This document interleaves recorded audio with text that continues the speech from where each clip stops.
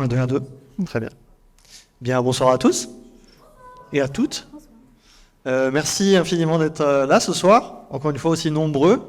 Ce nouveau apéro motion design en partenariat avec l'école MJM. On est super ravis d'être accueillis ici. Tant que je suis dans les remerciements, j'en profite un petit peu pour remercier tous les gens qui nous aident ce soir, donc notamment toute l'équipe des apéros motion design. Vous pourrez nous repérer avec... Vous pouvez les applaudir, vous avez raison. Je passe un petit message pour les repérer facilement, si jamais on a un petit bandeau, voilà. Aussi, si ce soir vous êtes seul, vous ne savez pas avec qui parler, n'hésitez pas à venir me voir. Je dis ça. Ouais. Je voulais remercier aussi Amopix qui nous aide ce soir et qui est derrière la caméra. Puisque ce soir, la soirée est rediffusée en live alors que Twitch, malheureusement, je crois, ce soir. On a un petit problème avec YouTube. Désolé. Vous pourrez revoir, de toute façon, la conférence si l'envie vous prend en fait sur notre chaîne YouTube. Ouais, pas ce soir, mais prochainement. Voilà. Puis ils avaient dit à ma maman d'aller regarder sur YouTube. Vite, envoie-lui un message. C'est pas Twitch, ma mère, c'est pas pour lui. Tant pis pour elle. Tant pis. Et il y a aussi Martin ce soir qui nous aide à la réal. Merci beaucoup Martin pour la réal du live.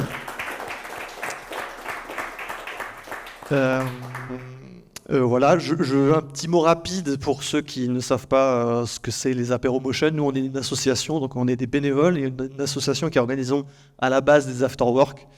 Donc c'est une excuse pour boire des coups dans les bars, hein, franchement, on va pas se mentir. Et à côté de ça, on fait aussi des podcasts, si ça vous intéresse, qui s'appellent, vous pouvez le voir là, le Modcast. N'hésitez pas à utiliser les QR codes qui sont là.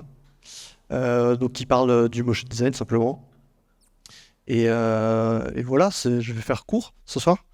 Je vais laisser rapidement la parole à Manuel, le directeur de la MJM, qui a quelques mots, et puis après on pourra commencer. Très gentil. Écoutez, bonsoir, bienvenue. C'est toujours un plaisir d'accueillir l'asso Apéro Motion. On est fidèles, très très contents de leur proposition, très contents d'accueillir Manon. Voilà, je n'ai pas grand-chose à vous dire. En tout cas, passez une bonne soirée. N'hésitez pas à passer nous voir. On forme des étudiants dans les domaines des arts appliqués, en motion entre autres. Et puis, ils vont sous peu travailler sur leur projet de fin d'année. Donc, j'ai hâte de voir ça. Bonne soirée, merci.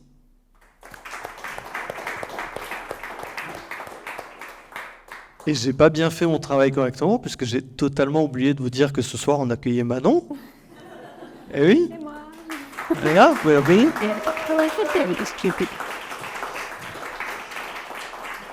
Je crois que moi, hormis ça, j'ai fait le tour, donc je vais pouvoir te laisser présenter. Tu peux enlever le petit instant sponsor. Tu vas pouvoir commencer. Merci. Attention. Oui, ça marche. Ok. Normalement, on avait acté que si je m'assois, on peut encore me voir. Du coup, bonsoir tout le monde. Puis merci beaucoup de m'accueillir ici. Moi, je vais vous parler de motion design et de réalité augmentée et donc aussi d'illustration augmentée et de manière un peu plus générale de comment j'en suis arrivée à faire ça, un peu par la force des choses. J'ai pas l'habitude de faire des présentations aussi longues, donc s'il vous plaît, soyez indulgents avec moi. J'ai 90 slides. Donc, comme on l'a dit, je m'appelle Manon Loire, je suis illustratrice et motion designer. Et avant toute chose, je vous ai retrouvé la toute première animation que j'ai faite sur After Effects de ma vie, parce que je trouve que c'est très important de montrer d'où on est parti dans la vie. Donc, attention les yeux, ça va très vite. Je venais de découvrir l'outil marionnette. Voilà. Donc ça, c'était un projet de BTS et j'ai développé à la suite de ça une obsession assez forte pour l'outil marionnette quand même, qui m'a suivie pendant des années jusqu'à ce que j'accepte enfin d'apprendre à faire du rigging. Ça a été un processus très difficile pour moi. De manière générale, j'ai jamais vraiment eu de cours de motion design à proprement parler dans mon cycle d'études, que ça soit à Paris, à l'école Estienne, ou plus tard à l'UQAM à Montréal. C'est peut-être dû à son temps, mais en fait, à l'époque, il y avait très peu de sections motion design qui existaient encore. C'est pas si loin que ça, hein, je parle des années 2016-2017, mais en tout cas, c'était comme ça que ça se passait. Et en tout cas, le motion, moi, c'était quelque chose qui me plaisait et que j'essayais toujours d'intégrer d'une manière ou d'une autre dans mes projets de cours. Et ça nous amène à un projet de diplôme, donc à l'UQAM en 2017. J'avais décidé de faire un livre illustré pour enfants sur les souvenirs de mon grand-père qui, à l'époque, était atteint de la maladie d'Alzheimer. Du coup, c'était une histoire à deux voix qui racontait ses souvenirs et des moments chers à sa vie. Donc, ça pouvait être la cueillette des champignons dans la forêt derrière chez nous, les longues randonnées en montagne, etc. Et ce livre, je l'avais conçu pour que la narration et les images se mortellent en fait au fur et à mesure de la lecture pour devenir quelque chose d'assez informe et illisible. Et du coup, tout était un petit peu éclaté à la fin. Et arrivé à la toute dernière page, on avait la possibilité de reprendre la lecture du livre dans le sens inverse, mais à travers une application de réalité augmentée. Je tiens à dire que la réalité augmentée à l'époque, c'était catastrophique. Je me suis fait beaucoup de mal avec ce projet. J'ai dû prendre des bouts de code sur GitHub et les assembler ensemble et espérer que ça marche. Et en tout cas, cette application de réalité augmentée, elle ajoutait du coup ma version de ses souvenirs à la sienne. Donc du coup, à travers l'écran de la tablette ou du téléphone, et on scannait le livre. Et du coup, on retraversait tout le livre en sens inverse. Oui, ça résonne, j'entends que ça résonne. Vas-y. Est-ce que c'est mieux comme ça ? Ça a l'air mieux comme ça. Pour moi aussi, c'est mieux comme ça. Oui, et du coup, après avoir traversé ce livre en sens inverse, on arrivait à nouveau à la première page où on pouvait découvrir que c'était des souvenirs communs et que j'étais là avec lui. Donc ça, c'était un projet qui était clairement thérapeutique pour moi, hein, on va pas se mentir. Mais moi, je vous en parle aujourd'hui parce que j'ai retenu 2-3 trucs de ce projet-là. Comme à mon habitude, j'avais décidé au dernier moment d'animer toutes mes versions des souvenirs qu'on pouvait voir dans l'application de réalité augmentée. Et du coup, en fait, pour ce projet-là, on avait le livre de base, le livre papier comme un médium de base, la première couche d'information. Et après, on avait du coup la réalité augmentée comme couche narrative supplémentaire. Et on avait aussi l'animation qui venait ajouter encore plus d'informations et qui rendait ma version des souvenirs encore plus vive et détaillée. Et donc, ce que j'ai retenu dans un coin de ma tête par rapport à ce projet-là, c'est que le motion, ça peut être là comme un ajout narratif à l'illustration et aussi comme une augmentation digitale de celle-ci. Et ça, c'était quelque chose que je trouvais hyper intéressant parce que à ce moment-là, quand j'ai fait des recherches, il y avait beaucoup de discussions sur une anxiété dans le milieu que le digital vienne remplacer l'illustration traditionnelle. Maintenant, je pense que cette discussion, elle est plus liée à l'AI, à l'intelligence artificielle, hein, mais en tout cas, à l'époque, c'était ça, l'anxiété de son temps. Et du coup, je trouvais ça intéressant, cette idée de se dire, on ne remplace pas l'illustration, mais on vient y ajouter quelque chose. Post-diplôme à l'UQAM, après ce projet, j'ai décroché une bourse et un stage dans une agence de com montréalaise, dont je tairai le nom ce soir, car c'était pas fun du tout. Mais du coup, de fil en aiguille, je me suis retrouvée à travailler finalement en freelance directement après ça, en tant que motion designer. Ça, c'est la partie de ma vie que je définis comme la courte période où j'ai essayé de faire du motion cool. Quand je dis du motion cool, c'est du motion dynamique, saccadé, explosif, parce que c'était ce que je pensais que le milieu demandait, que c'était ça les demandes du marché. Mais c'est vrai qu'en fait, dans mes projets personnels, dans ma pratique perso, je revenais toujours vers cette idée d'illustration animée et de choses plus calmes et méditatives. Et du coup, un jour, pendant cette période, je reçois un mail de la plateforme d'apprentissage en ligne Skillshare qui me propose de faire un cours de motion design pour eux. Il faut savoir quelque chose sur moi, c'est que je réagis de manière très efficace à ce genre de proposition. Ça ressemble à peu près à ça. Donc voilà, vraiment cette combinaison d'avoir peur de ne pas réussir les choses du premier coup et d'avoir un syndrome de l'imposteur, c'est hyper efficace, ça marche à tous les coups. Du coup, j'ai supprimé le mail et j'ai fait comme s'il n'avait jamais existé. Sauf que ce que je n'avais pas prévu, c'est qu'ils sont revenus à la charge 1 an plus tard avec exactement la même proposition. Du coup, c'est pas grave, je me laisse pas abattre. Et j'applique à nouveau ma stratégie défensive préférée. Voilà. Sauf que, petit problème, mail de relance.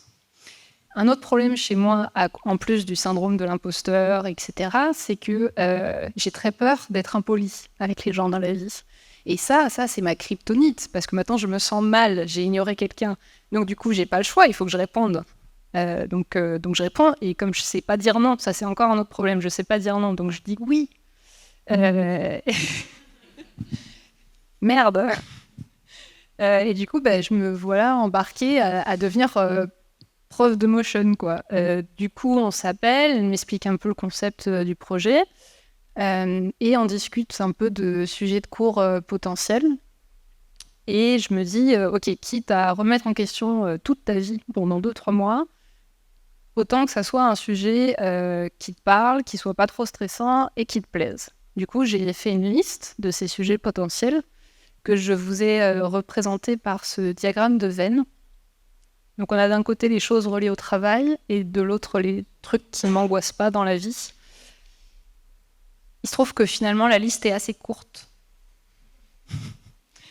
Heureusement pour moi, la personne en face était enthousiaste, donc je me lance là-dessus. Et du coup, j'ai décidé de prendre ce cours sous l'angle du motion pour les illustrateurs et illustratrices, parce que c'était quelque chose que j'avais remarqué dans mon cycle d'études. C'était qu'il y avait beaucoup de personnes autour de moi qui étaient intéressés par le motion, qui étaient fascinés, mais complètement découragés par l'aspect technique et l'interface After Effects et tout ça, et du coup qui n'avaient jamais réussi à se lancer. Et du coup, 3 mois plus tard, je termine ce cours, et donc qui dure à peu près 1 heure, et il se concentre sur des manières rapides et simples d'animer ces illustrations pour les réseaux sociaux. Arrive le moment d'en faire la promotion. Un autre problème chez moi, c'est que je suis nulle en marketing. Et là, je panique, en fait, parce qu'il va falloir le poster. Mais moi, sur mon petit compte Instagram d'à peine 2000 abonnés à l'époque, j'avais rien qui pouvait prouver une quelconque crédibilité à enseigner ce genre de sujet dans ce que j'avais déjà posté. Donc, du coup, en panique, toujours. Je commence à produire plein de petites illustrations animées à poster avant que ça sorte. Donc, encore une fois, c'est une stratégie de carrière très affûtée que je ne recommande pas de reproduire à la maison. Mais du coup, ça, c'était mon fil Instagram avant. Et hop, illustration animée. Si, j'en fais. Scrollez pas plus loin. Voilà, on s'arrête là. Et hop, j'ai fait un cours. Vous voulez suivre mon cours? Et heureusement pour moi, ça a plutôt bien marché. Et en 1 ou 2 mois, j'ai gagné 10 000 puis 20 000 abonnés supplémentaires, ce à quoi je m'attendais vraiment pas du tout. Et mon cours, de son côté, marche plutôt bien. Et je reçois même des commentaires comme celui-ci. Ce qui fait très plaisir parce que c'était quand même le but de base de rendre After Effects moins terrifiant. Donc j'étais contente. Et puis, après 1 an, je me retrouve avec à peu près 14 000 élèves qui ont suivi ce cours. Et du coup, c'est quand même un plutôt très bon retour sur investissement sur un truc que j'avais pris à reculons parce que je ne sais pas dire non. Et du coup, à ce moment-là, j'étais toujours en freelance en motion design. Mais du coup, je me retrouvais avec ce compte Instagram avec beaucoup plus de personnes qui me suivaient que j'avais prévu. Et du coup, je me dis, il faut que je continue à alimenter ça. Donc, je poste. Et tout doucement, je commence à développer un embryon de style personnel. Et c'est à ce moment-là que les premiers contrats d'illustration animée commencent à arriver, donc par Instagram. Donc celui-ci, c'était pour la page Instagram d'un label de musique américain. Ils faisaient des petites collaborations entre leurs musiciens et des artistes visuels pour faire des petits loops animés pour la sortie de chaque nouvelle EP. Donc là, j'en avais 5 à faire pour la sortie d'un EP. Et pour la première fois de ma vie, j'ai carte blanche. Incroyable, merveilleux, beaucoup plus fun que faire des vidéos explainer pour des boîtes de com en interne, genre Lancôme, comment vendre des crèmes hydratantes à des gens. Ça, c'est pas fun, ça, c'est fun. Et je commence aussi à recevoir pour la première fois des propositions de contrats d'illustration pure, ce qui était quelque chose que j'avais jamais envisagé faire professionnellement un jour. Moi, j'avais été pas mal découragée de faire de l'illustration quand j'étais étudiante. On m'avait dit que ça marcherait pas et que je savais pas dessiner, donc du coup, j'ai abandonné. Et du coup, sur ces projets-là, je me suis dit, ce serait pas mal de leur proposer de les animer en plus. Donc, j'ai argumenté en disant que ça pourrait être intéressant, surtout si le support était digital, etc. Encore une stratégie de carrière à ne pas refaire. J'avais oublié de demander de l'argent en plus pour faire ça. Erreur de débutant, à ne pas refaire. Mais du coup, ça marchait plutôt bien.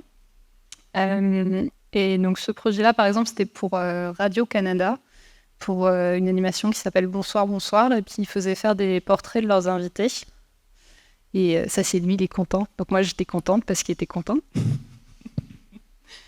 Il m'a même demandé de lui envoyer pour l'afficher dans son salon.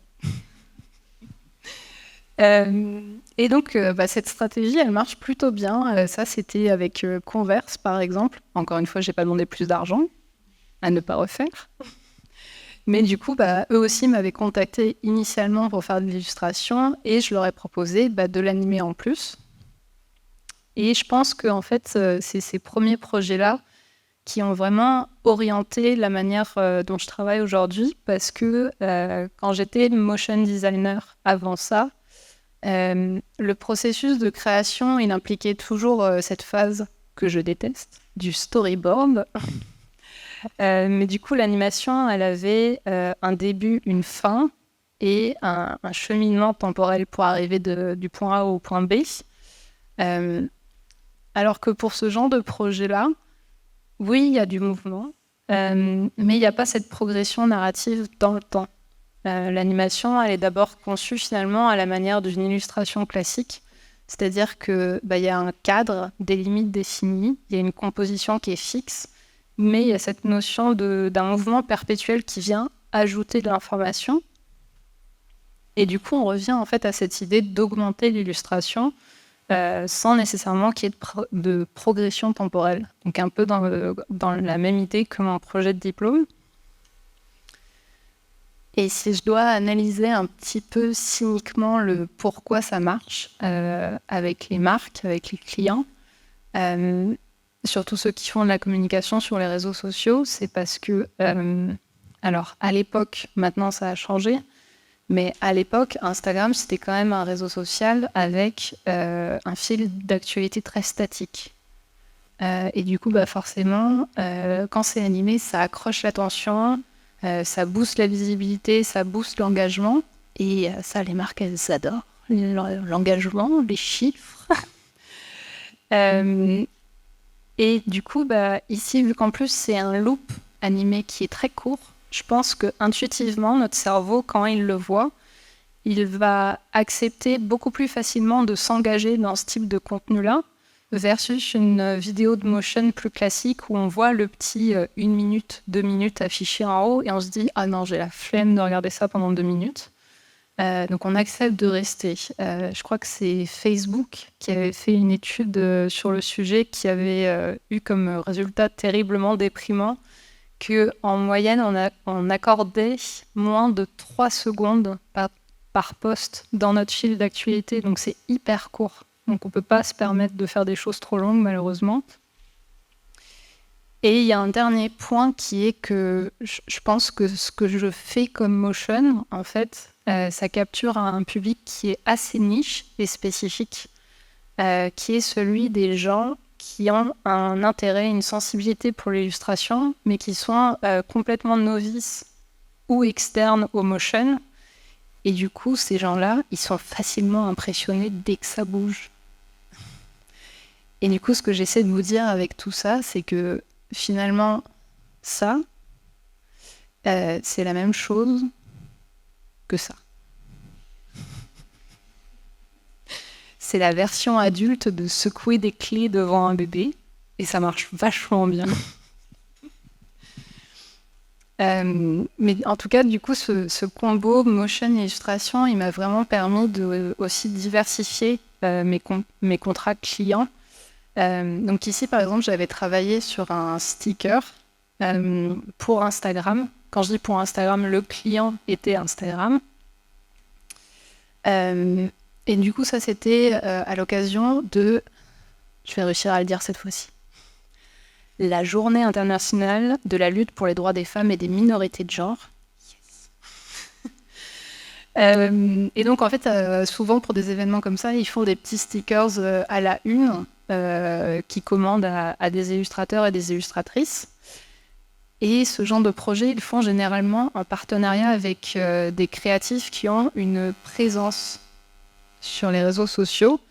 Et du coup, en plus de la commande du sticker en tant que tel, il y a aussi dans le contrat une commande de tout un tas d'assets promotionnels parce qu'ils veulent utiliser notre compte et notre engagement, donc ce qu'on va poster nous-mêmes dessus.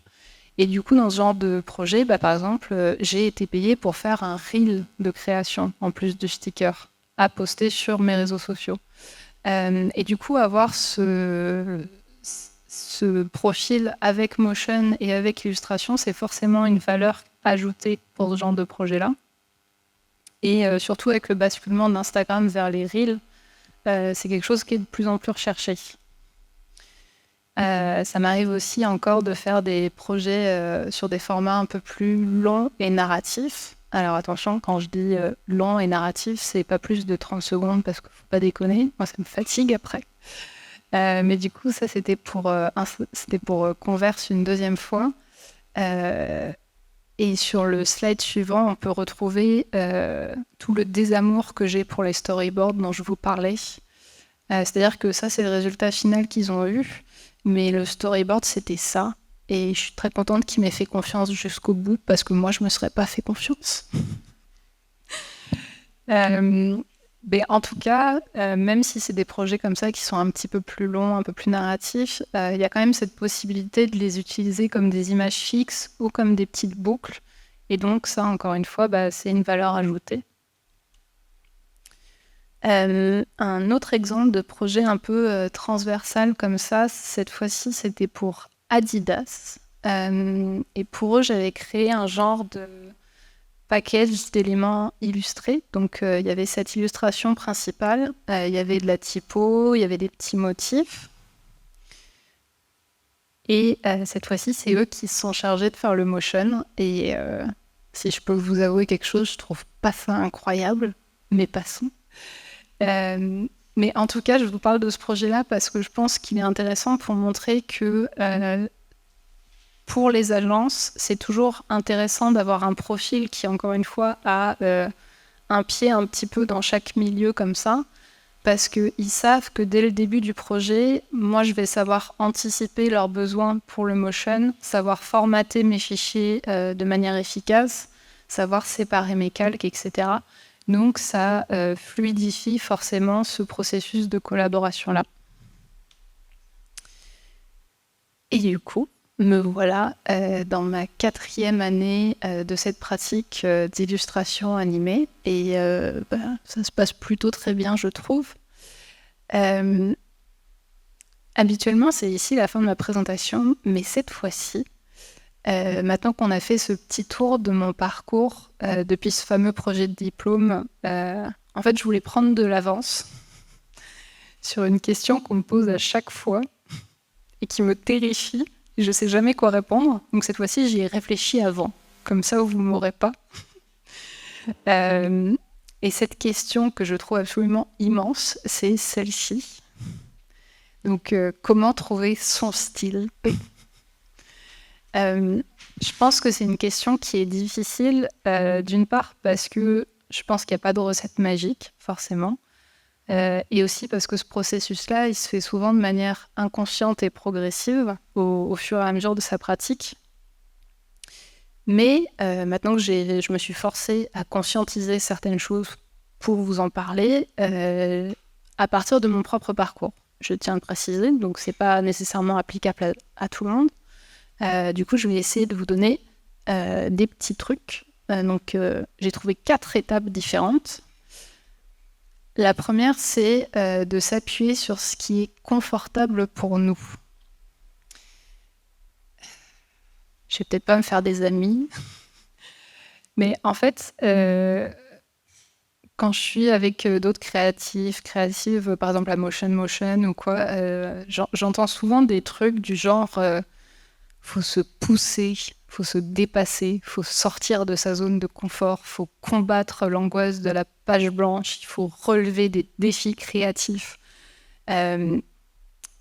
Au-delà du lexique viriliste un peu chelou, et du fait qu'on est des créatifs et créatives et pas des influenceurs en entrepreneuriat, développement personnel et crypto-monnaie, je suis persuadée que ça sert absolument à rien de faire toutes ces choses-là si on n'en a pas déjà une de base de zone de confort, à part se créer du burn-out ou de l'anxiété.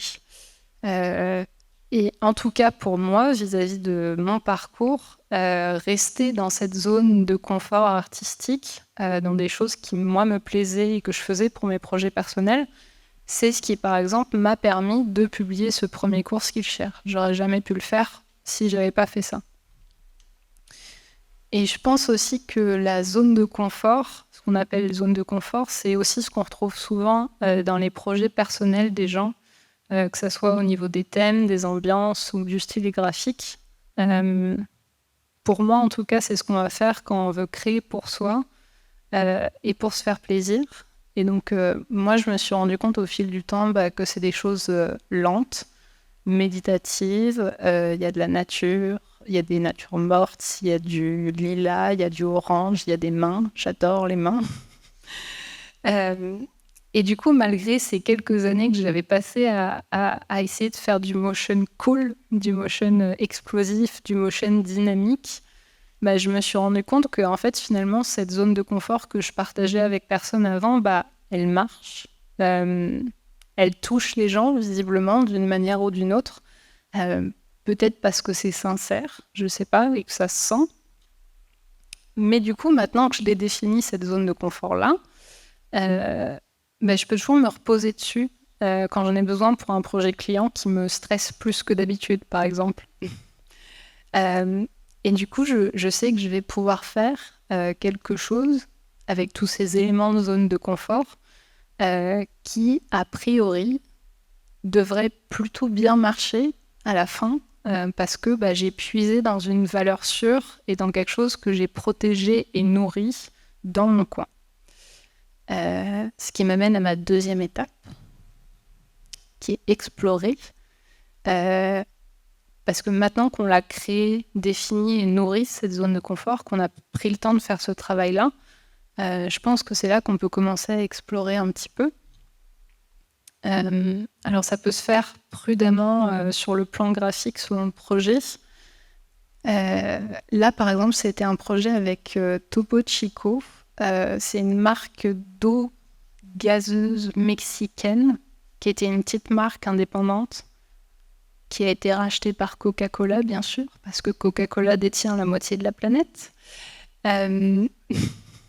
Mais eux, du coup, ils ont une stratégie marketing sur les réseaux sociaux qui s'apparente un peu à celle de Red Bull, Donc, ils vont utiliser leur plateforme Instagram pour faire la promotion de petits artistes émergents, que ce soit dans la musique, dans l'art, dans la mode, etc. Et cette promotion, ils la font toujours en collaboration avec un ou une artiste visuelle. Et du coup, ça, c'est un projet qui était un peu difficile parce qu'il fallait réussir à combiner et concilier mon propre style graphique, parce que c'est pour ça qu'on m'avait contacté pour le faire. Donc il fallait qu'il soit quand même un minimum reconnaissable. Il y avait l'univers visuel de la créatrice de mode qu'on m'avait demandé de mettre en scène dans mes illustrations. Et il y avait l'identité graphique de Topo Chico qui est quand même assez forte. Du coup, ça m'a amené à virer un peu de bord par rapport à mon cap graphique habituel pour ce projet. Je dirais pas que ça a initié des changements radicaux dans ma manière de faire, mais ça m'a permis d'explorer de nouvelles choses et du coup de conserver des éléments graphiques que je trouvais intéressants, comme par exemple les petits cubes qui changent de couleur, les petites flèches, le petit système de fenêtres avec de la parallaxe, des choses comme ça. Et après, il y a aussi l'exploration sur le plan purement technique. Parce que c'est vrai que moi, dans cette zone de confort-là, j'avais, je l'avoue, tendance à animer souvent les mêmes choses, donc des plantes, des étoiles, parce que c'est fun, ça brille. Et j'ai eu cette immense chance et privilège, parce que ça prend quand même du temps de faire de l'exploration technique, surtout quand on travaille. Moi, j'ai eu cette chance de pouvoir le faire en étant payée. Ça aide beaucoup. Et j'ai été payée pour ça grâce au Live Adobe France. Donc pour celles et ceux qui ne connaissent pas, jusqu'à cette année, il y en avait à peu près tous les jours de la semaine. Donc c'était soit des présentations des logiciels, des démos techniques, ou des choses où ils avaient des invités créatifs. Et puis on parlait de leur travail, ils faisaient une petite démo. Et moi, du coup, c'était des lives solo. Et pour le concept des petits épisodes que j'ai faits, le crédit revient entièrement à Lucie Bourboulon. C'est elle qui a eu l'idée, pas moi. Mais du coup, c'était que je fasse quelque chose sur After Effects. Et du coup, chaque mois, avant l'épisode, les gens pouvaient m'envoyer sur Instagram leurs pires recommandations d'effets nuls, moches, obsolètes et oubliés de After Effects. Et j'en choisissais 4 ou 5 et je devais réussir à faire quelque chose qui fonctionne et qui tienne la route avec.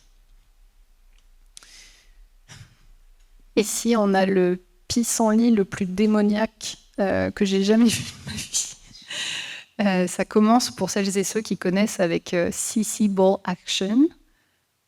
Par-dessus ça, j'ai rajouté un effet qui s'appelle Shatter. C'est un effet de transition qui simule un mur qui explose. C'est la chose la plus années 90 que vous ne verrez jamais de votre vie. Et par-dessus ça, CC Hair. Ça, c'est l'effet le plus moche de After Effects. Ça crée sur vos calques des poils, genre Sully dans Monstres et compagnie. Un enfer. Mais au final, ça rendait plutôt pas mal. À côté, il y a un petit mobile qui avait été animé avec, pareil, un effet de transition un peu bizarre qui s'appelle CC Card Wipe. Après, on a eu cette espèce de fond d'écran liquide qui était animé avec un dégradé 4 couleurs, un effet de transition qui fait un effet de pellicule brûlée et un effet qui s'appelle CC Glass. Ici, celles et ceux qui étaient sur YouTube dans les années 2010 reconnaîtront le Advanced Lightning qui était dans toutes les vidéos de parodie Star Wars de l'époque, ou le joueur du grenier, l'aimait beaucoup aussi, celui-ci. Et du coup, ça s'est combiné avec du Repetal et du VR Chromatic Aberration et du Scatterize. Enfin, vraiment un truc qui n'a pas de bon sens non plus. Et celui-là, c'est mon préféré. C'est une petite boule disco que j'ai animée avec Cell Pattern. Alors ça, pour le coup, c'est un effet, je ne savais même pas qu'il existait avant. J'ai jamais vu personne l'utiliser. Mais ça fait quelque chose, au final, si on s'en sort pas trop mal, un peu comme du bruit fractal. Et je l'ai utilisé de 2 manières différentes, pour faire les carrés et pour faire le motif un peu flou.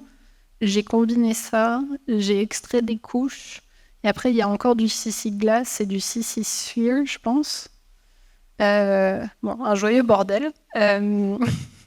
Mais au-delà du fait que tout ça, c'était extrêmement fun à faire, ça m'a aussi permis d'extraire des nouvelles choses, des nouvelles idées que j'ai plus tard intégrées à mon processus d'une manière ou d'une autre. Et surtout, ça m'a forcé à appréhender certains effets et leurs paramètres qui, jusque-là, restaient très flous dans ma compréhension globale du logiciel. Ce qui m'amène à mon étape 3. Comprendre son propre processus. L'idée, c'est qu'on a sa zone de confort, on a pu commencer à explorer des choses, on a tracé des sentiers un peu dans toutes les directions, et maintenant, ça devient intéressant de comprendre pourquoi on fait des choses d'une manière ou d'une autre. Je dis « on » depuis le début, mais c'est moi, hein, vous faites ce que vous voulez après. Mais en tout cas, pour moi, cette compréhension, elle est venue beaucoup avec la répétition, comme par exemple avec cette série de posters de fleurs qui est toujours en cours. Et elle me permet vraiment de comprendre petit à petit pourquoi dans un même cadre et dans des mêmes limites, je vais prendre des décisions graphiques, lesquelles et pourquoi. Et par exemple, cette série-là, elle m'a vraiment fait comprendre à quel point la couleur avait de l'importance pour moi dans mon processus de création. Je pense que chez beaucoup de personnes, en tout cas j'ai l'impression, peut-être que c'est pas le cas, mais qu'en ILU, le croquis se fait en noir et blanc, à la ligne claire, et qu'après on vient réfléchir un peu à la couleur. Alors que moi, j'ai plutôt tendance à travailler comme une personne très myope, et puis à un moment, elle se rappelle qu'elle n'a pas ses lunettes, et donc elle les remet en cours de route. Donc c'est vraiment un switch du croquis coloré très flou, très vague, à quelque chose de plus finalisé. Je sais que c'est un non, ce phénomène de ne pas réussir à se représenter des choses de manière précise dans sa tête. J'ai oublié comment ça s'appelle, mais chez moi, c'est le cas. Par contre, la couleur, j'arrive à l'envisager. Et du coup, du moment que j'arrive à faire cet amas de taches colorées de base, le reste peut venir après. Les détails peuvent venir après. C'est juste que quand je fais un croquis, je ne sais pas trop ce qui va se passer après, quoi, en termes de détails. C'est la surprise. Ben, en fait, ouais, mais du coup, c'est bon. Merci. Et même chose sur le plan de l'animation. Je vous ai pris l'exemple des flammes, parce que c'est quelque chose que j'ai beaucoup répété dans ce que je postais. J'en ai animé du coup un certain nombre que j'ai posté, et du coup là, celle-là, c'est la toute première que j'ai postée sur Instagram. Donc on avait un premier test de technique d'animation, une première expérimentation, et petit à petit, au fil du temps, les choses se sont un peu raffinées vers quelque chose qui fonctionnait pour et avec mon style graphique, et du coup qui est devenu quelque chose d'assez intégré et récurrent dans ce que je fais. Même chose pour mon exploration des calques 3D et de la parallaxe. J'ai vraiment au début testé beaucoup de choses différentes pour faire de la profondeur de champ, des mouvements de caméra, ou alors faire partir le mouvement des calques eux-mêmes plutôt que de la caméra, combiner des choses avec des nuls, etc. Jusqu'à ce que grâce à cette répétition-là, j'arrive à faire quelque chose d'assez logique et sans me perdre en chemin, ce qui nous amène à ma 4e étape, qui est celle de se créer une méthode. Parce qu'en fait, je pense que c'est ça Encore une fois, pour moi, pas pour vous. Vous faites ce que vous voulez. Mais en tout cas, pour moi, c'est ça, d'avoir un style graphique. C'est de se créer une petite boîte à outils bien organisée avec des sujets de type zone de confort, des outils graphiques identifiables, semi-récurrents, et surtout des méthodes de travail.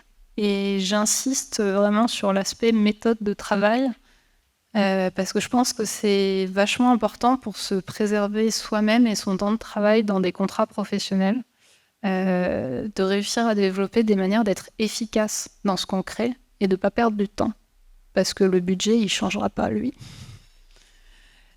Du coup, pour me forcer à faire ça, je suis passée par exemple par le fait de partager des tutos sur Instagram, parce que ça m'obligeait à vraiment épurer les choses. Donc ici, par exemple, pour cette fameuse manière d'animer les flammes, ça m'a forcé à en faire quelque chose de clair, de concis, de compréhensible, et surtout qui soit réapplicable à d'autres types de projets. Et le fait de vraiment décortiquer ce cheminement-là, ça m'a permis d'en comprendre tous les composants et de pouvoir les réappliquer beaucoup plus facilement par la suite. Et je parlais de parallaxe et de 3D. Et du coup, j'ai dédié mon 4e cours Skillshare à ce sujet-là.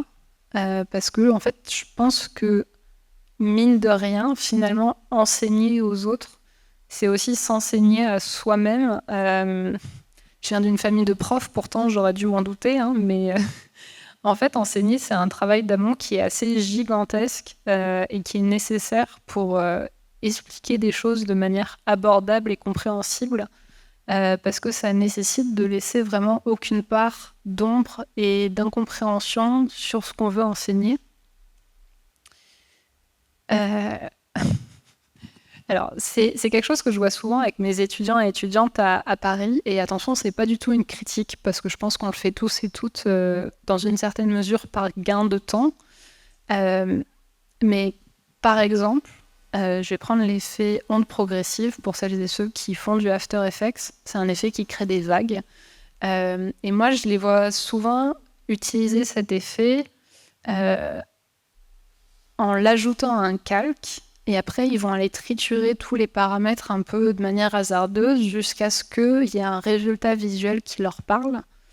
Mais du coup, ils et elles savent pas à quoi correspond, par exemple, le paramètre d'amplitude ou de fréquence ou de durée ou de période par rapport à le résultat visuel qu'ils ont à côté.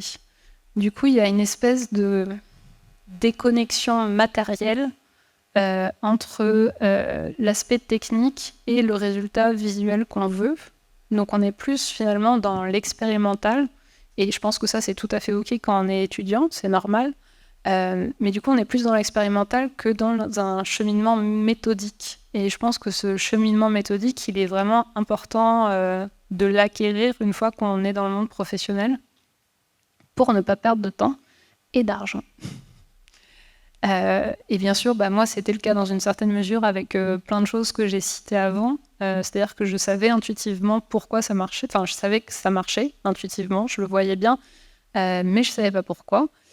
Et du coup, passer par cet enseignement, ça m'a forcé à le comprendre et donc à devenir moi-même beaucoup plus efficace dans ma production par la suite. Du coup, voilà mes 4 étapes résumées de ma formule pas du tout magique, mais en tout cas testée et approuvée par moi. Encore une fois, vous faites ce que vous voulez. C'est difficile de s'écouter parler aussi longtemps, mais si on a encore le temps, j'ai aucune idée de combien de temps j'ai pris. J'avais préparé une petite vidéo de démo pour essayer de vous expliquer un peu comment j'applique cette idée de se créer une méthode dans ma pratique de l'illustration sur After Effects. Juste pour savoir qui fait du After Effects ici. Ok, c'est bon. Parce que j'avais peur de perdre des gens et tout. Ok. Donc vous voulez aller sur After Effects, ça va? C'est bon?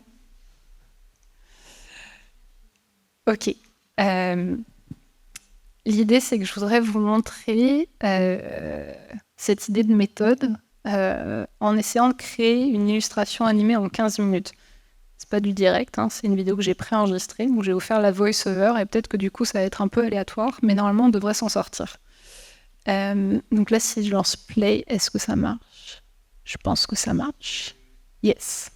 Ok, donc tout commence dans le monde merveilleux de Photoshop. Moi, je dessine sur Procreate, mais après, je passe par Photoshop pour faire le truc très important du formatage de fichiers. Ce formatage de fichiers, il a 4 étapes. J'adore les 4 étapes. Séparer les éléments qu'on veut animer de manière indépendante, fusionner ce qui n'a pas besoin d'être indépendant pour gagner de la place, renommer ses calques, parce que si on est une bonne personne, on renomme ses calques.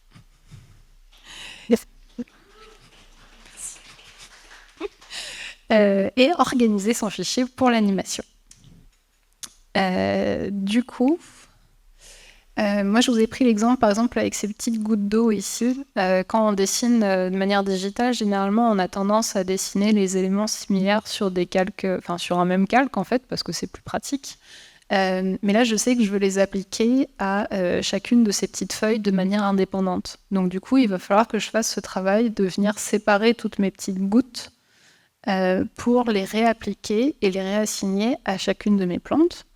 Donc je pense que je vais apprendre rien à personne, hein, petit lasso, et puis je fais un calque par coupé. Et après, je viens rassembler ces petites gouttes d'eau avec la plante correspondante. Donc ici, par exemple, j'ai déjà des groupes. Et ensuite, après, on peut commencer à fusionner. Là, par exemple, cette petite fenêtre, avec une petite texture bleu-blanc, je sais qu'elle ne va pas être animée. Donc je fusionne pour gagner de la place, pour pouvoir faire des previews pas trop longues. Et ici, j'ai des feuilles et j'ai mes petites gouttes d'eau. Ce que je fais aussi souvent, c'est garder des choses dans des précompositions si, par exemple, je veux garder des choses comme des modes de fusion. Donc là, par exemple, des modes de fusion, j'en ai sur mes calques de gouttes d'eau. Je ne sais plus trop lequel c'est. Mais ça, du coup, je ne veux pas qu'il disparaisse. Donc, je vais le garder en calques séparés. Par contre, tout le reste de la plante qui est en dessous, lui, il n'a pas besoin d'être séparé. Je sais comment je vais l'animer. Il faut prévoir comment on veut animer les choses. Très important. Du coup, je le fusionne. Ensuite, qu'est-ce qui se passe ? On renomme les calques parce qu'on est une bonne personne. Et ensuite de ça, on peut aller voir un peu comment on va organiser l'anime du reste. Donc là, par exemple, j'ai des éléments noirs. Je les ai tous déjà regroupés sur un même calque parce que je sais que je veux leur appliquer une texture que je vais animer. Donc c'est beaucoup plus simple de les avoir tous au même endroit. Donc du coup, j'ai mon petit groupe qui va devenir une précomposition dans After Effects avec ces 2 choses. Comme ça, je pourrais les animer séparément. Ici, j'ai des petits insectes points noirs. Alors j'ai mis ref à côté parce que c'est juste un calque de référence et eux je vais les refaire sur un calque de forme directement dans After Effects. Donc ils sont juste là pour être un repère visuel pour plus tard. Dernière étape que j'aime beaucoup faire, c'est juste les passer en revue un à un pour vérifier que j'ai rien oublié de dessiner, parce que s'il y a des choses qui bougent et qu'il y a du vide derrière parce que j'ai oublié de dessiner un bout de plante, on est bien embêté. Et du coup, après ça, la dernière étape, c'est de formater son fichier. Ici, je l'avais déjà fait, mais habituellement, je travaille en me disant peut-être que j'aurais envie de faire des prints. Donc, je vais travailler plus dans un format proche du 3000 pixels. Mais du coup, avant de passer à l'animation, je m'assure toujours de resizer quelque chose d'approprié pour les réseaux sociaux et pour le web. Donc là, du 1200 par 1500, c'est pas mal. Ça me laisse un peu de marge si je veux faire un zoom ou quoi dedans. Après, j'enregistre une copie. Je dis ça pour mes élèves parce que souvent, ils écrasent leur fichier d'origine. Et c'est dramatique. Ok. Ensuite, dans After. Là, j'ai déjà pris l'avance, j'ai organisé mes calques. J'adore organiser par couleur. Vous faites ce que vous voulez, encore une fois, après. J'ai mes petits points que j'ai déjà refaits sur un calque de forme. Et au-dessus, j'ai mes calques d'effets de Photoshop que je désactive toujours pour animer parce que ça ralentit les previews et je les remets que à la fin. Ensuite, si on regarde les paramètres de la composition, je travaille en 30 fps parce que c'est le standard pour les réseaux sociaux. Et je travaille sur 12 secondes. 12 secondes, c'est un chiffre merveilleux. Je vais vous expliquer pourquoi. C'est un chiffre merveilleux quand on fait des loops, parce que 12, c'est bien évidemment un multiple de 1, mais c'est aussi un multiple de 2, de 3, de 4 et de 6. Et donc ça veut dire que je vais pouvoir créer des boucles animées à l'intérieur de mes 12 secondes qui font au moins 5 durées différentes. Et ça aide vraiment à casser l'aspect tout commence au début, tout termine en même temps, sur une boucle de 12 secondes. Donc ça fait quelque chose de beaucoup plus satisfaisant à regarder, où on n'arrive pas à savoir où est le début et la fin. Bon, ensuite, si vous faites déjà du After, ça je pense que vous savez. Sur After, on peut animer avec des paramètres de transformation, on peut animer avec des effets, et on peut animer avec des expressions, qui sont des petits bouts de code qu'on rajoute sur les paramètres pour influencer leur valeur. Et ce qui est vachement bien dans After, c'est qu'une fois qu'on a fait un truc cool avec tout ça, qu'on trouve notre animation cool, on peut tout sélectionner et on peut aller tranquillement enregistrer notre bloc d'animation dans les animations prédéfinies. Et comme vous voyez, moi j'en ai plein que j'utilise tout le temps. Et donc là, moi ce que je vous propose, c'est de voir comment j'anime mes animations grâce à ça. C'est des choses que j'ai développées au fil du temps, au fil des années. Mais en fait, ça me permet de créer une fondation, une base solide d'animation, avec plein de petits trucs rapides qui me permettent après de me concentrer sur des choses plus complexes à animer. Mais comme ça, j'ai cette fondation qui est là et qui ne va pas s'effondrer. Donc on va commencer par créer une texture animée. Donc comme je vous avais montré dans Photoshop, c'est sur mes petits éléments noirs que ça se passe. Ils sont juste ici, et ils sont dans leur petite précomposition puisqu'ils étaient dans un groupe. Donc on a les éléments et on a la texture. Je m'assure toujours que mon calque de texture il fasse au moins 2 fois la taille des éléments sur lesquels je veux l'appliquer. Je fais une petite précomp avec, donc je suis tout seul, le calque de texture. Et après, je resize sa composition à la moitié de la taille. Ça c'est important. Et après, j'ai juste à sélectionner mon petit calque et ajouter mon effet prédéfini, mon animation prédéfinie. Et on a notre texture animée. C'est hyper simple, hein, en vrai. C'est juste des changements aléatoires de position et de rotation. Je crois que là, c'était tous les 5 frames. Et les keyframes, ils sont en toggle hold, j'ai oublié le nom en français, mais ça maintient la valeur sans interpolation jusqu'au keyframe suivant. Donc du coup, ça crée cet effet saccadé. Par-dessus ça, j'ai une expression de loop out pour que ça se répète à l'infini à la suite. Et vu que ma composition elle est plus petite que mon calque, j'ai pas besoin de venir dessiner des calques supplémentaires pour créer cette texture fausse faite à la main en fait. J'ai juste besoin de ce calque-là. Donc ça c'est vachement pratique parce que ça me fait chier de dessiner des calques de texture. Après je l'applique avec un petit track mat à mes éléments noirs et puis après c'est fini, il y a juste ça à faire et je peux revenir à ma composition principale. Et du coup ça c'est une petite chose qui n'est pas énorme, c'est de l'ordre du détail, mais en fait, c'est toutes ces petites choses-là qui, selon moi, font une animation réussie, d'avoir tous ces petits éléments-là. Parce que là, ça ne m'a pas coûté grand-chose, ça ne m'a pas pris très longtemps, mais j'ai déjà cette petite texture animée qui vient un peu casser l'aspect digital de l'animation sur After Effects, qui est toujours un peu compliqué à réussir, surtout quand on a des illustrations faites à la main. La partie suivante, c'est animer avec les expressions.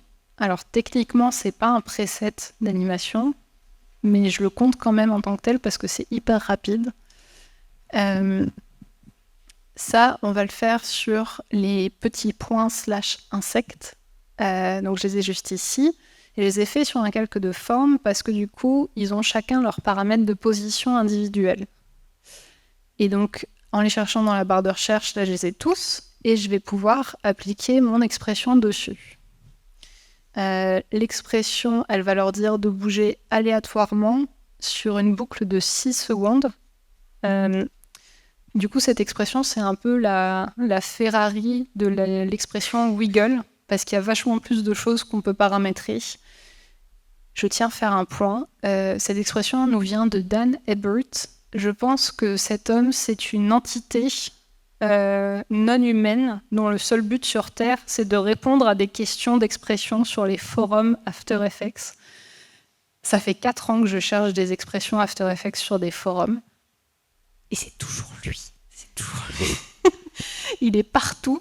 Je crois qu'il a 8000 réponses sur Creative Cow, le mec. Genre, je sais pas ce qu'il fait de ses journées, mais il aide tout le monde. C'est un homme incroyable et je l'aime de tout mon cœur.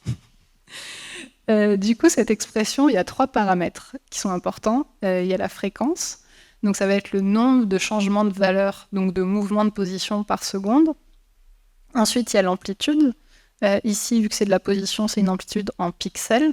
Et après, il y a un loop time, donc une durée de boucle. Et après, il y a plein de trucs. On ne sait pas ce que c'est et on n'a pas besoin de le savoir. Tout ce qu'on a besoin de faire, c'est de la copier-coller. On n'a pas besoin de savoir coder, non.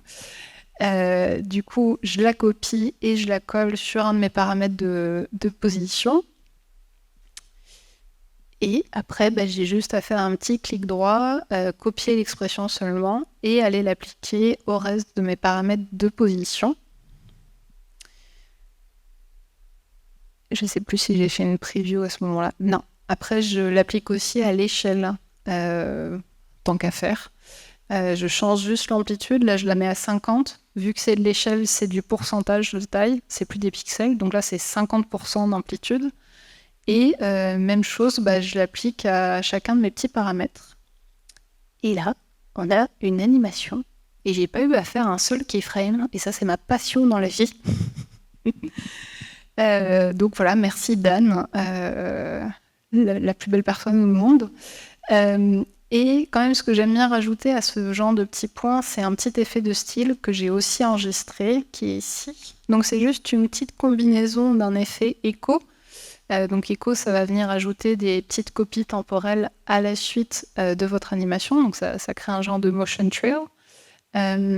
Mais ça reste encore un peu mécanique et digital. Donc moi, ce que j'aime bien rajouter, c'est un contour brut, parce que ça va venir fondre toutes vos petites formes en une masse un petit peu plus élastique et organique, et faire un truc un peu plus intéressant visuellement.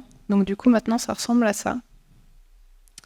Et on a nos petits points, toujours sans aucun keyframe. Ma partie préférée, la passion de ma vie, animer des plantes. Alors, celui-là, j'ai le preset qui est déjà fait, mais on va le refaire ensemble parce qu'il est un petit peu plus compliqué. Tout commence par placer correctement les points d'ancrage. Alors, ça, je le précise parce que moi, par habitude, ça me semblait évident, mais je me suis rendu compte avec mes étudiants et étudiantes que c'était pas hyper clair cette idée que la rotation part du point d'ancrage et que c'est important de le placer au bon endroit sur son calque si on veut que ça fasse du sens. Donc, il y a ce travail à faire de point d'ancrage. Et une fois qu'on a fait ça, on peut appliquer notre preset. Bon, là, en l'occurrence, on va du coup le refaire ensemble. Mais il est là. Il n'attend que moi. Donc, tout commence par de la rotation. La rotation, c'est hyper simple. C'est un mouvement de balancier, d'aller-retour. Donc, il y a une valeur négative, une valeur positive. Un retour à la valeur négative. Cette animation, bien sûr, on lisse la vitesse. Et du coup, si je la joue en boucle, ça ressemble à ça. Donc c'est vraiment un mouvement de balancier hyper subtil. Là où ça devient un peu plus intéressant, c'est si on y ajoute un effet qui s'appelle CC Bandit. CC Bandit, c'est un effet qui va venir plier votre calque entre un point de départ que je vais mettre avec mon point d'ancrage et un point d'arrivée que je mets quelque part au-dessus de la fleur. Et donc si je copie-colle ces keyframes d'aller-retour sur la valeur du bend, que je les mets là-bas, ça fait un peu la même chose, sauf qu'au lieu de se balancer, ça le plie de gauche à droite. Et ce qui est intéressant, c'est si on les combine ensemble. Parce que du coup, là, ça vient accentuer le mouvement et avoir un petit peu plus de rebond, comme ça. Et ce qui est encore plus intéressant, c'est de les décaler temporellement. Alors pour ça, il va falloir leur ajouter une petite expression, qui est celle du loop in and out. Donc ça va venir répéter ce bloc d'animation à l'infini avant et après. J'en ai besoin avant parce que je l'ai décalé. Et donc là, maintenant, on a une animation de quelque chose qui se balance, mais avec ce petit rebond et cette flexibilité qui est inhérente aux plantes. Le seul souci avec Sissi Bandit, c'est que c'est un effet qui a tendance à venir faire disparaître les éléments à l'extérieur de leur cadre. Donc leur cadre, c'est ces petits points orange là. Ça les fait juste sortir de ces limites-là. Du coup, moi, ce que j'ajoute, c'est un effet de utility qui s'appelle limite de croissance. Donc je le place avant le Sissi Bandit. Et ça va permettre d'augmenter artificiellement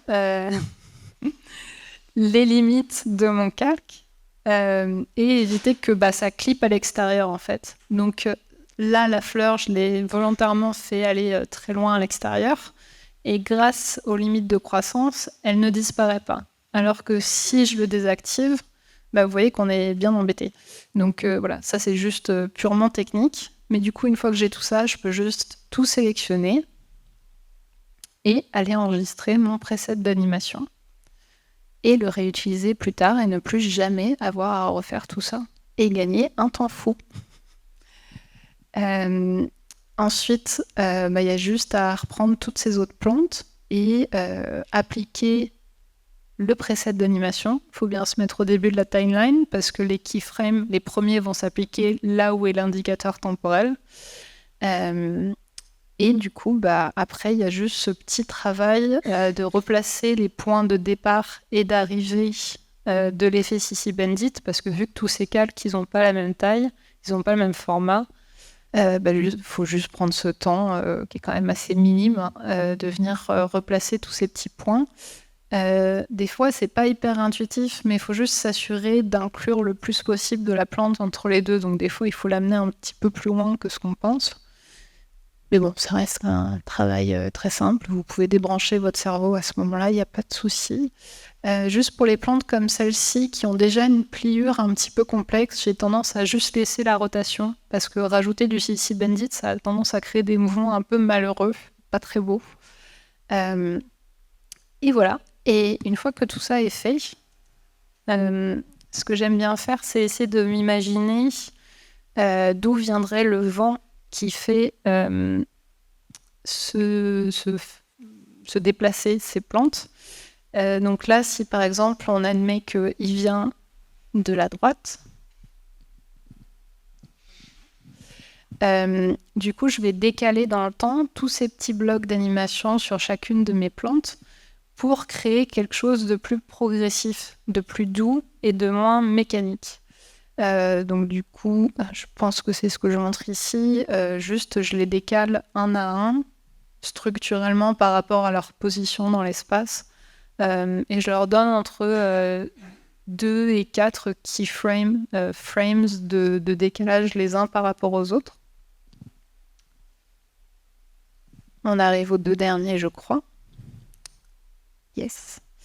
Et du coup, ça ressemble plus à quelque chose comme ça. Donc quelque chose de tranquille, mais de progressif, avec un décalage entre les plantes pour que ce soit moins mécanique.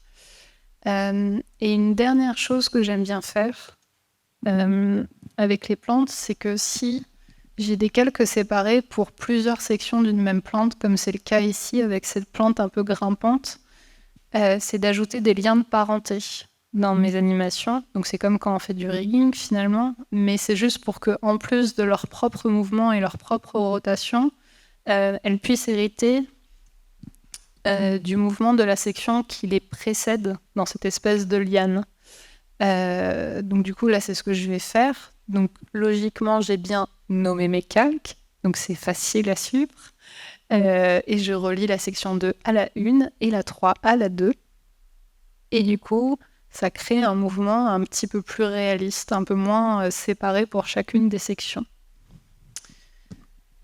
Dernière chose, pour faire une petite illustration animée réussie, c'est ajouter des calques de style.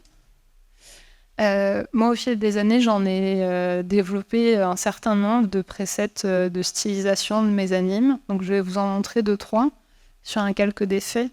Le premier que j'avais fait, c'était quelque chose qui essaie de recréer une idée de dessin fait à la main.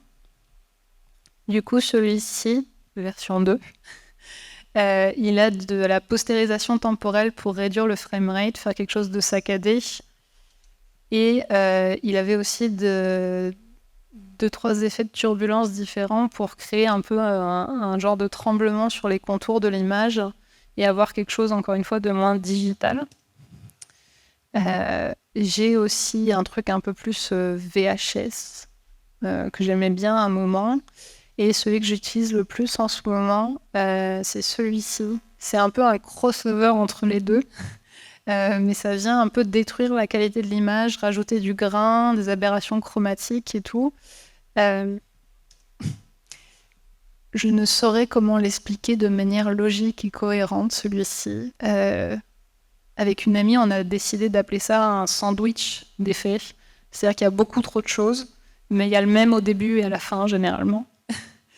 Du coup, sur celui-là, je crois qu'il y a du flou, de l'accentuation, des aberrations chromatiques.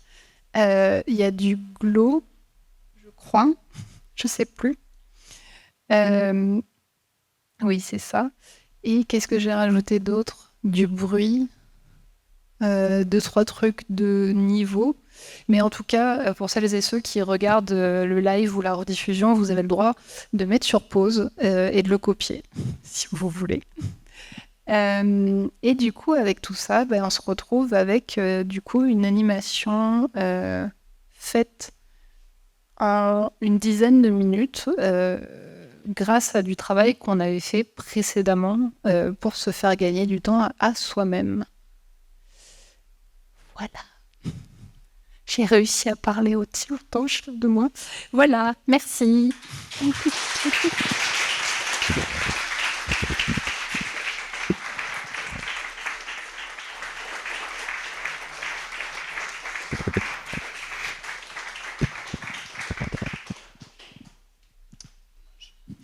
Merci beaucoup, Manon. C'était très instructif. Plein de petits conseils. D'ailleurs, je pense qu'on est beaucoup ici à connaître les animations prédéfinies, mais qu'on ne les utilise pas en fait. Je ne sais pas s'il y en a d'autres dans la salle, mais on va en dire. Est-ce qu'il y a des questions dans la salle? Ah, rapide. Je précise aussi, avant de passer à la question, dans le chat, n'hésitez pas aussi si vous avez des questions, on les prendra après, il n'y a pas de souci. Je voulais savoir, est-ce que ça t'a déjà tenté de faire de l'animation en frame by frame?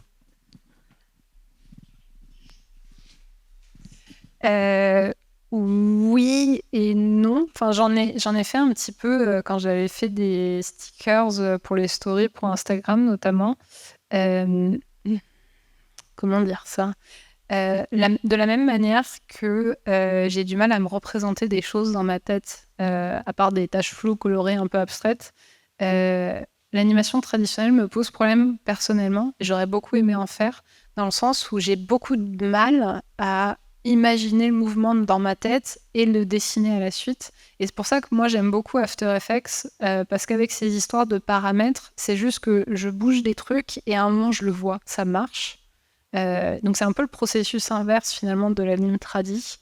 J'aurais beaucoup aimé en faire, mais je suis pas faite pour ça. Je suis faite pour les sliders et les paramètres.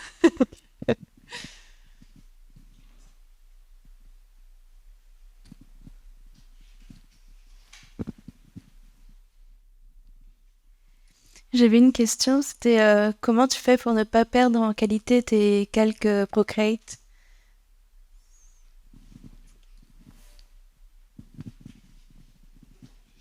Toi, Dans Procreate lui-même ou après avec le transfert? Je travaille en très haute résolution. Je travaille généralement en 3500 par 3500, 350 dpi minimum. Du coup, c'est un peu embêtant si on a un iPad qui n'a pas beaucoup de capacité parce qu'on est vite limité au niveau des calques. Mais c'est ce que je fais tout simplement parce que si je veux faire du print, c'est pratique parce que c'est déjà en haute résolution. Mais c'est vrai que du coup, oui, je travaille souvent en très haute résolution par rapport au résultat final qui va aller sur les réseaux sociaux, effectivement. Voilà.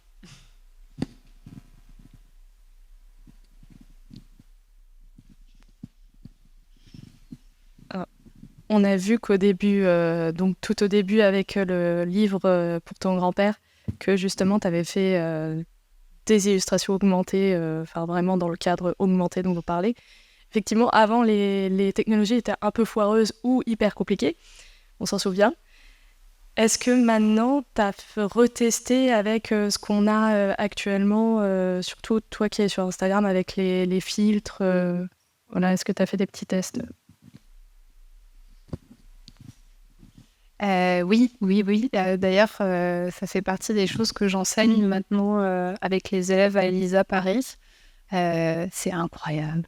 C'est tellement plus facile. Bon, après, on a toujours des gros problèmes à chaque fois qu'ils font des updates parce que tout plante. Mais néanmoins, c'est pas mettre des bouts de code ensemble et espérer que ça marche. Donc, c'est quand même vachement mieux. Moi, j'ai testé sur Adobe Aero, mais le problème, c'est que vu que c'est toujours en développement, c'est pas hyper facile pour partager. Mais c'est vrai que là, c'est des choses que j'ai pas montrées dans la présentation parce que j'arrivais juste pas à savoir où les caler. Mais j'ai fait pas mal de filtres visage pour Instagram, donc avec Metaspark pour des clients. Et j'en ai fait quelques-uns pour moi aussi. Et moi, ce que j'aime bien, c'est faire des affiches. Donc, les affiches de fleurs là, que je vous avais montrées, j'en ai fait une notamment en réalité augmentée. Et ouais, c'est toujours aussi chouette. Et je trouve que c'est pas encore très utilisé comme technologie, mais qu'il y a vraiment moyen de faire des choses hyper fun dessus, même si on fait pas de 3D ou quoi que ce soit. Donc,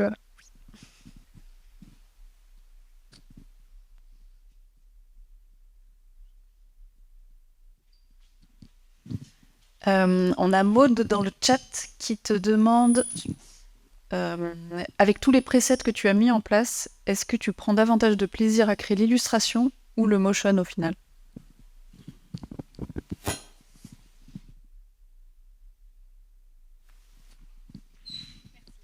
Oui, c'est vrai que j'en ai pas du tout parlé. Pour moi, l'illustration est une souffrance. Vu que c'est quelque chose que j'ai commencé beaucoup plus tard finalement que le motion. Enfin, quand je dis plus tard, en tout cas de manière sérieuse, là où j'ai encore tout mon syndrome de l'imposteur, mes doutes et ma panique interne, c'est vraiment l'illustration.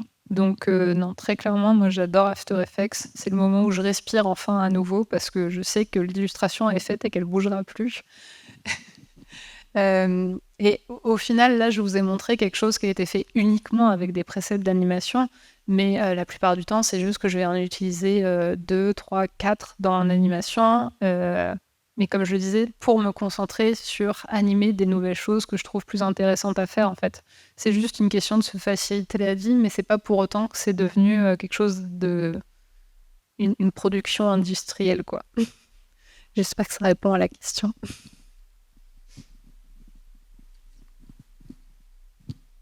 D'autres questions?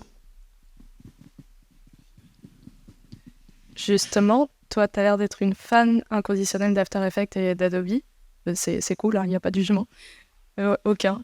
Mais là, il y a une sorte, c'est une constatation personnelle, je ne sais pas si c'est réel, une sorte de grogne collectif qui commence à monter envers Adobe en règle générale et justement des améliorations qui ne viennent pas pour le logiciel. Et il y a pas mal de motion designers qui testent d'autres voies.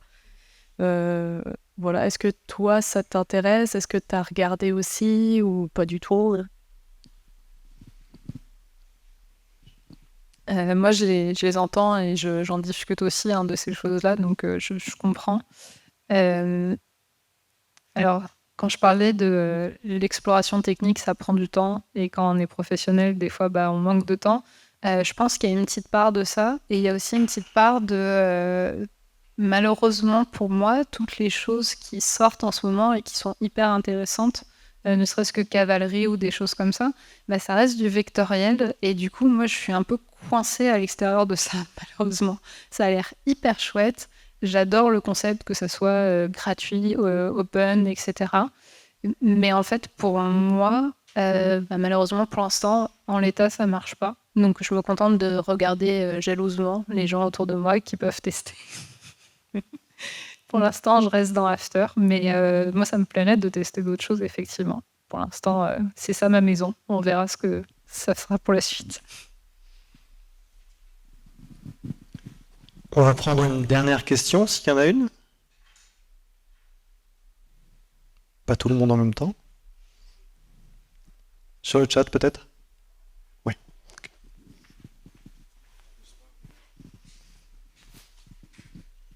Il y a José dans le chat qui demande est-ce que tu penses que s'éloigner de la demande de. Attends, je vais y arriver. Est-ce que s'éloigner de la demande. Je vais y arriver. De ce que demande le marché, pardon, est la clé pour se différencier ou faut-il créer son propre marché?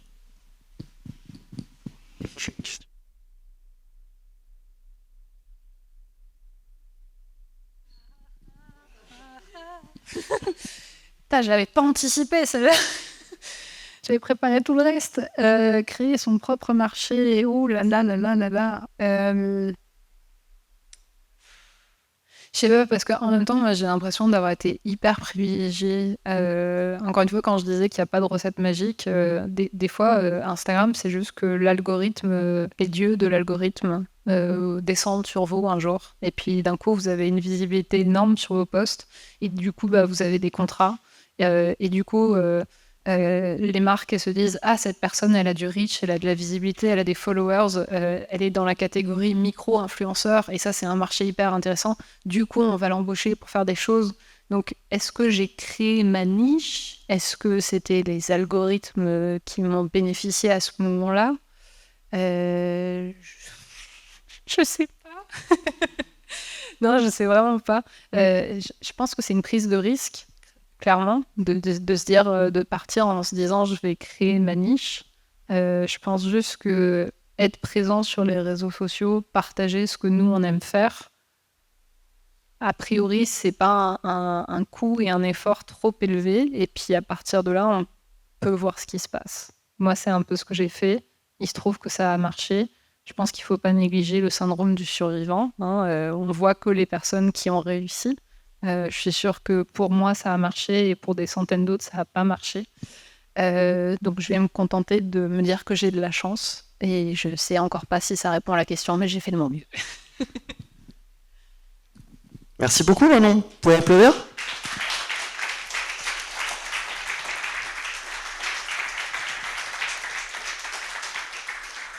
Et tant qu'on est dans les remerciements, je remercie encore une fois l'école MGM de nous accueillir. Un grand merci. Merci à Opix. Merci à vous aussi de venir et de poser toutes vos questions. Merci aux bénévoles.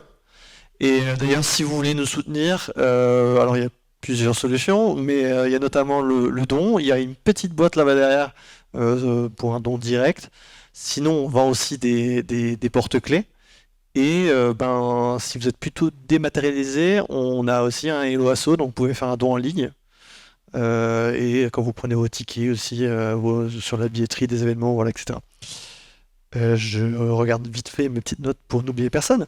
Vous pouvez aussi nous suivre sur les réseaux, puisqu'on est présent à peu près sur tous les réseaux, Instagram, Facebook, LinkedIn.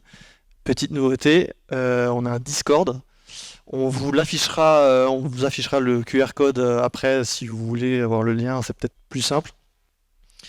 Avant de vous laisser, petite annonce pour le prochain événement, donc qui aura lieu le 17 avril. Merci. Alors, ouais, il y a le lien des apéros où vous avez toutes les infos. 17 avril, ça sera un drink and draw. On n'a pas encore le bar exactement, mais vous avez déjà la date. Vous pouvez noter ça dans vos agendas. On vous attend avec grand plaisir. Et je crois que j'ai tout. On va pouvoir se diriger vers le pot qui est généreusement offert par la MJM. Vous pouvez échanger entre vous, poser des questions encore à Manon si vous en avez. Et puis voilà, profitez de votre soirée. Merci beaucoup.